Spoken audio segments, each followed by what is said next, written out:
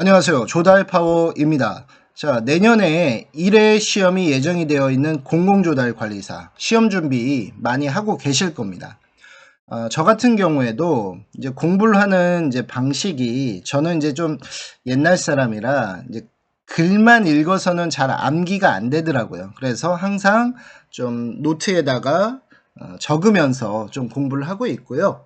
그래야 좀 암기가 잘 되더라고요. 그래서 요즘에 제가 생각을 한 거는 우리 공공조달관리사 카페 회원분들의 좀 암기 그 능력을 좀 키워드리려고 제가 생각한 것이 오늘의 공부 게시판을 하나 만들었습니다. 자, 그곳에 본인들이 매일매일 공부한 내용을 간단하게, 그러니까 서머리 요약하듯이 한번 적어보라고 제가 한번 제안을 드리고 있습니다. 그래서 저 같은 경우도 어제 중앙조달과 자체조달에 대해서 좀 공부를 하면서 어, 압축된 내용을 한번 저희 카페에 한번 제가 메모를 해놨죠. 근데 이게 은근히 도움이 많이 되는 것 같습니다. 제가 한번 쭉 공부한 내용을 누군가한테 설명을 해야 될 때 이게 압축된 자료로 저장이 돼 있어야 그걸 끄집어내면서 살을 붙이면서 이제 설명을 해드리는 거거든요. 저의 이제 강의 방법이 그렇습니다. 그래서 저도 이제 이런 내용 정도는 최소화해서 이제 머릿속에 집어 넣는 거죠. 자, 그러면 이런 방법이 언제 빛을 발휘할 수 있느냐? 바로 공공조달관리사는 1차 시험, 2차 시험 이렇게 나눠서 지금 시행이 될 예정이거든요. 1차 시험이야 객관식이니까 어느 정도 우리가 눈에만 익어도 통과하실 수 있는데 2차 시험은 내 머릿속에 있는 내용을 이제 기술을 해야 되잖아요. 뭐 서술을 한다든지.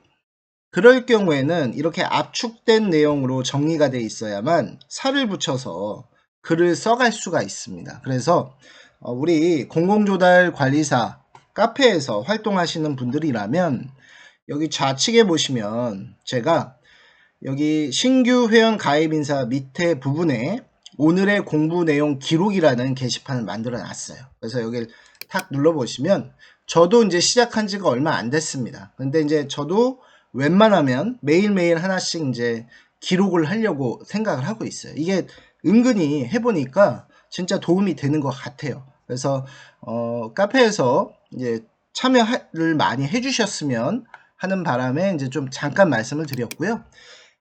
내년도 시험에 중요 키워드를 제가 중앙조달과 자체조달이라고 이제 언급을 했습니다. 그 이유를 좀 말씀을 드릴게요.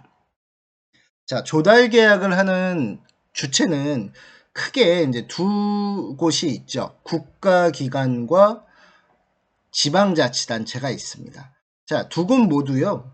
나라 장터를 이용을 해서 이제 공고도 하고요. 계약도 하고 있습니다. 그런데 중앙조달과 자체조달 쪽으로 관점으로 보면 좀 많이 달라요. 그래서 제가 한번 국가기관은 이렇게 해야 된다. 그리고 지방자치단체는 조달 계약을 이렇게 해야 된다를 좀 한번 간단하게 지금 정리를 좀 해드릴게요. 자, 기본적으로요. 국가기관은요. 여기 이제 보시면 물품과 용역 부분은 추정가격 1억 원이 넘는 부분을 발주를 하려고 하면 나라장터를 통해서 이제 발주를 하는데 본인들이 스스로 공고를 하는 것이 아니라 중앙청인 이제 중앙에 있는 조달청한테 이제 부탁을 해야 돼요.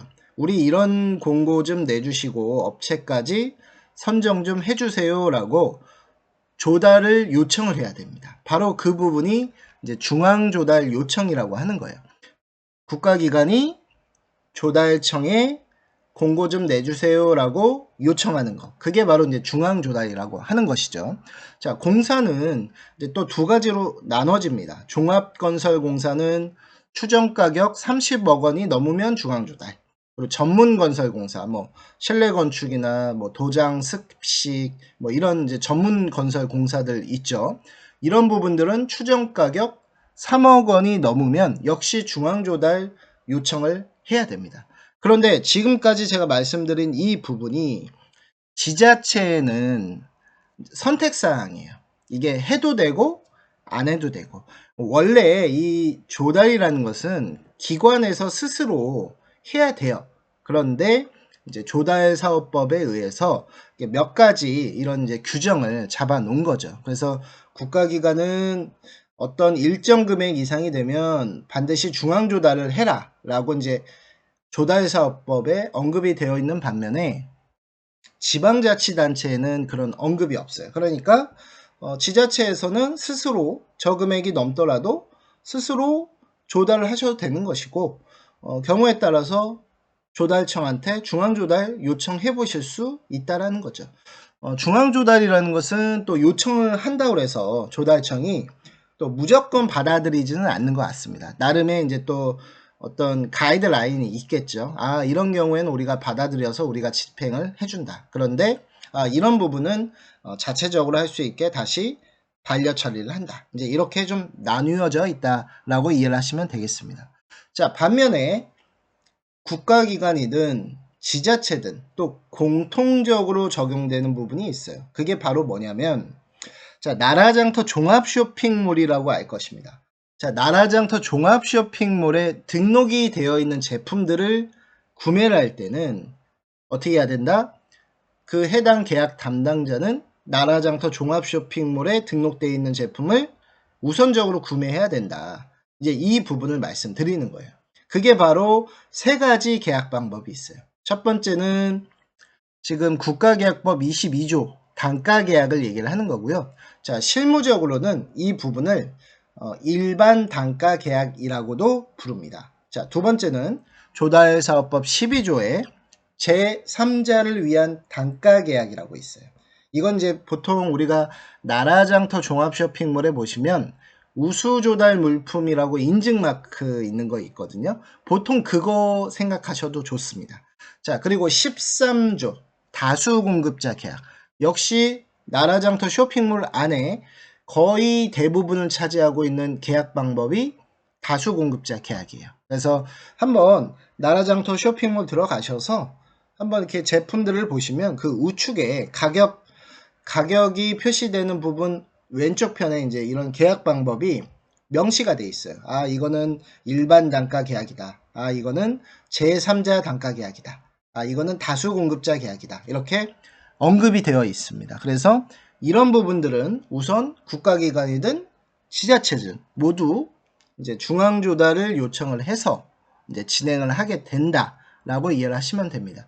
참고로 이제 발주하는 계약 담당자가 나라장터 종합 쇼핑몰을 통해서 어떤 제품을 구매 클릭을 하게 되면 이 문서가요 바로 업체 쪽으로 날아가는 게 아니라 그 해당 지역의 지방조달청으로 들어가는 거예요. 그럼 거기에서 이제 발주를 한 수요기관 그리고 납품을 해야 될 업체한테 이제 분할 납품 요구 통보서라고 해서 이제 주문서를 이제 보내주는 겁니다. 그래서 한번 이제 중앙에 있는 조달청에게 한번 거쳐서 가기 때문에 이게 중앙조달이 되는 것이죠. 그래서 오늘은 중앙조달과 자체조달에 대해서 좀 말씀을 드렸고요.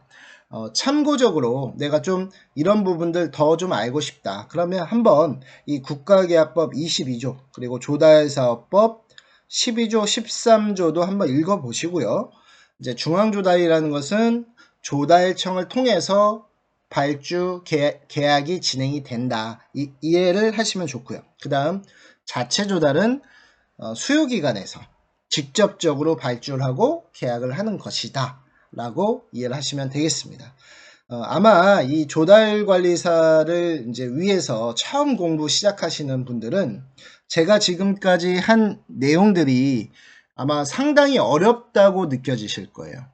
왜냐면 뭐 국가계약법, 조달세합법, 뭐 다수공급자 계약 다 모르는 이름 투성이죠. 그래서 이런 부분들을 이제 하나씩 이제 이해를 해 나가셔야 됩니다.